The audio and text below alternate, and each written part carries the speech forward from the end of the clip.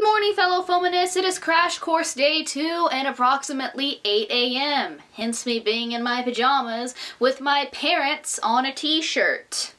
So let's get started with our crash course on healthy relationships. I feel like there should be a giant disclaimer on this that I am, in fact, single. Not that being single changes the quality of my advice, but I mean, us single people gotta stick together. Also, I think single or not single, people should be aware of healthy and unhealthy relationships in the dating world. Let's talk about age differences. Well, I like to think we as a culture no longer support 30-year-olds marrying 14-year-olds. There's still some relationships nowadays treading a fine line with age gaps. What two consenting adults are doing is usually none of our business, but there are some implications that come with age differences. Like, why is someone dating a person 18 years their senior? Why would someone date a person that could easily be their parent? Or actually, the real question is, why would someone date a person who could be their child? Okay, yes, perhaps they love them. But as we all know, or hopefully all know, love doesn't always make something right. Not to be confused with the sub-dom relationships in BDSM communities, but the power dynamics between people. Older partners usually display dominant behavior, while younger partners usually display submissive behavior. When the older partner, who has years more experience under their belt, is the one guiding the younger partner, complications can arise. The younger partner's lack of experience can be exploited and used for manipulation and guilt tactics. The younger partner might feel forced to hide the relationship out of shame and embarrassment. Pro tip, if you feel you have to hide your relationship because of what other people might think, you need to sit down and reconsider the dynamics of your relationship and whether they're healthy or actually kind of creepy. Another thing to consider in age gap relationships is what you're both gaining from the relationship. And if any of these gains have to do with your age difference, reevaluate. Now, if one partner is under 18 and there's a major age gap, that's an entirely different red flag. If someone's significantly older than you, even just enough to go outside of legal restrictions, thinks pursuing an illegal relationship with you is a good idea, they're probably not the type of person you want to be with.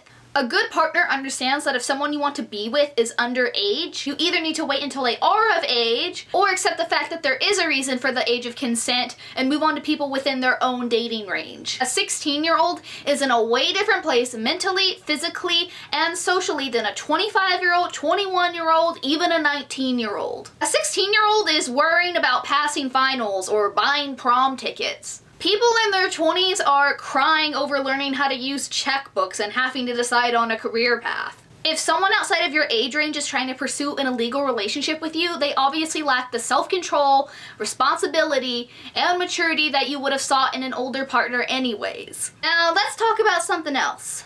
Jealousy. Crushes are awful. Your chest hurts when you look at them, you spend weeks convincing yourself that no, there aren't any feelings. Then mid-photoshopping your faces together to see what your kids would look like, you finally have to admit yourself that a crush has befallen you. And then it just gets worse. Since of course you're too piss baby to ask them out, you just spend your days fantasizing about scenarios in which you get together. And then sometimes another person enters the picture for your crush. A flirty stranger, one of their friends, hell, even the barista at Starbucks. And then you feel it, that pang in your chest, but now it's falling deep, deep, deep into the pit of your stomach. Panging and panging into your gut until you feel sick because, oh my god, don't they know that me and my crush are soulmates?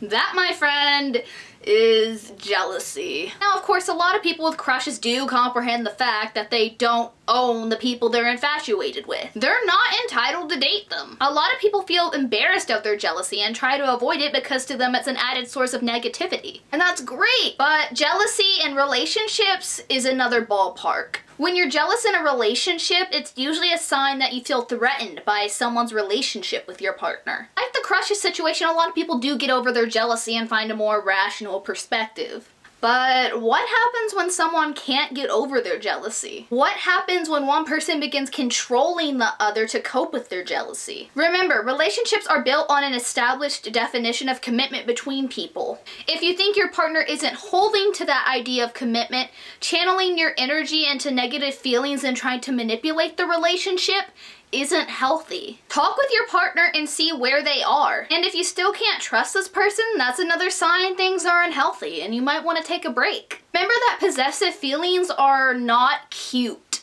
They're a way of exercising control over people and their relationships. And finally, let's talk about fighting. Arguments and disagreements are inevitable in relationships. Maybe they said they prefer Ross and Rachel to Monica and Chandler. Maybe they said they hate pizza.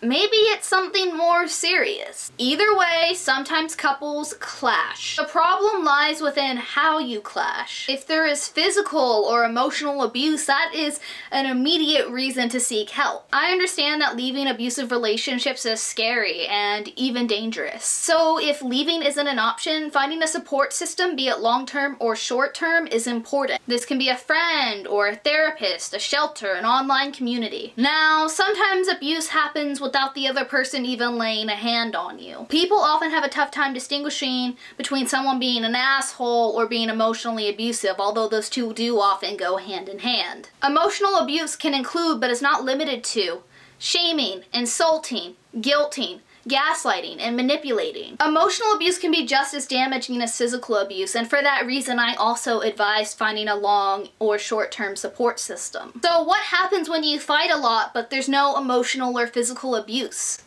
Is it still unhealthy? I mean, simply put, yes, it can be. Even if a relationship is not abusive, it can still be draining emotionally and physically for the people involved. And sometimes, it's just best to end things for the sake of reprieve. Yes, rough patches happen, but it's not a rough patch if you're only staying in the relationship because you're afraid of being single or of what ending the relationship might cost. At the end of the day, every relationship is different. The important thing is that the parties involved are on the same page about what they will and won't tolerate, and about how much conflict they're willing to endure. Closing lesson. Healthy relationships add joy to your life. Unhealthy ones distort it.